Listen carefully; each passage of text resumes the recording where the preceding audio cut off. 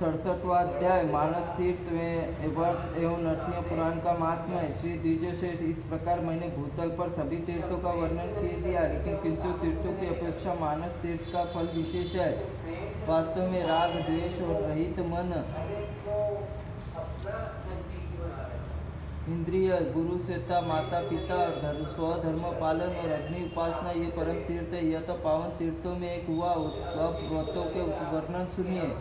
दिन रात में एक बार भोजन करके रहना, विशेषतः रात में भोजन न करना, यह व्रत है। पूर्णिमा अमावस्या को एक ही बार भोजन करके रहना चाहिए। इसमें तीर्थों में एक बार भोजन करके रहने वाला मनुष्य पावन गति को प्राप्त करता है। जो चतुर्दशी अष्टमी त्रयोदशी को रात में उपास करता है, मनोवांछित वस्तु को प्राप्ति होती है। मुनिश्रेष्ठ, एकादशी के दिन उपास करने वाला विधान, उस दिन भगवान विष्णु को पूजन करके समस्त पापों से मुक्त हो जाता है। यदि हस्त नक्षत्र युक्त रविवार हो तो उस दिन रात्रि में उपवास करने सौर्य नक्त व्रत का पालन करना चाहिए। उस दिन स्नान करने के पश्चात सूर्यमंडल भगवान विष्णु का ध्यान करके रोग मुक्त हो जाता है। जब सूर्य अपनी दुगनी छाया से स्थित होकर उस दिन सौर्य नक्त व्रत का समय उस समय लेकर रात को भोजन न करे।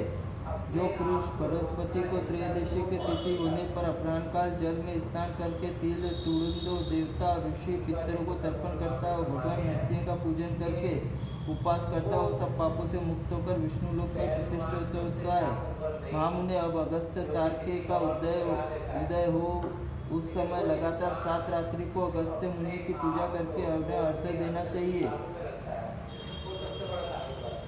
शंख, श्वेत पुष्प, अक्षत रहित जल में श्वेत पुष्प आदि पूजी से अगस्त जी के निमकांतिक मंत्र पठ करके निवेदन करे। अग्निवायु देवता प्रकट अगस्त जी के काश पुष्प उज्ज्वल वर्ण वाले शंभु को, कुबंज को मित्र, वरुण पुष्प कुबंज को अप्र नमस्कार। महान असुर आतापी वातापी भक्षण कर लिया है, समुद्र को सौंप डाला है। अगस्त जी मुझ पर प्रसन्न हो, यह कहकर पुरुष अगस्त जी की दिशा दक्षिण आरती अर्पण करे, वह सब पापों से मुक्त होकर मोहंधकार को पार हो जाता है। महामुनि भरद्वाज, इस प्रकार मुनियों के निकट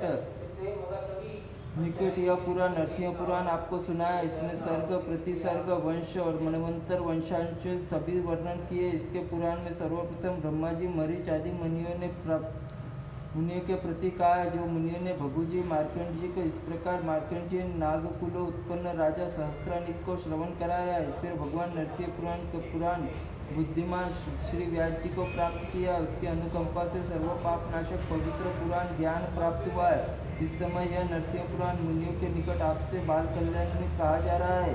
जो मनुष्य पवित्र होकर उत्तम पुराण को श्रवण करता है, माघ मास में प्रयाग तीर्थ में स्नान करने का फल पाता है। जो मनुष्य नरसिंह पुराण भगवान भक्ति को प्रतिनित्य सुनाता है, वह संपूर्ण तीर्थों का फल को प्राप्त करके विष्णु लोक प्रतिष्ठित होता है। इस प्रकार स्नान को पुराण को सुन महामते भरद्वाज सूची और पूजन सत्कार किया और स्वयं वहाँ रह गए। अब मुनि अपने अपने स्थान को चले गए। यह नरसिंह पुराण समस्त पापों को हर लेने वाला है। पुण्यमय जो इसे पढ़ते सुनते हैं, मनुष्य भगवान नरसिंह प्रसन्न होते हैं। देवेश्वर नरसिंह प्रसन्न होने पर संपूर्ण पापों का नाश हो जाता है। जिनसे पाप बंधन सर्वथा नष्ट हो जाते हैं, वे मोक्ष रूप को प्राप्त होते हैं।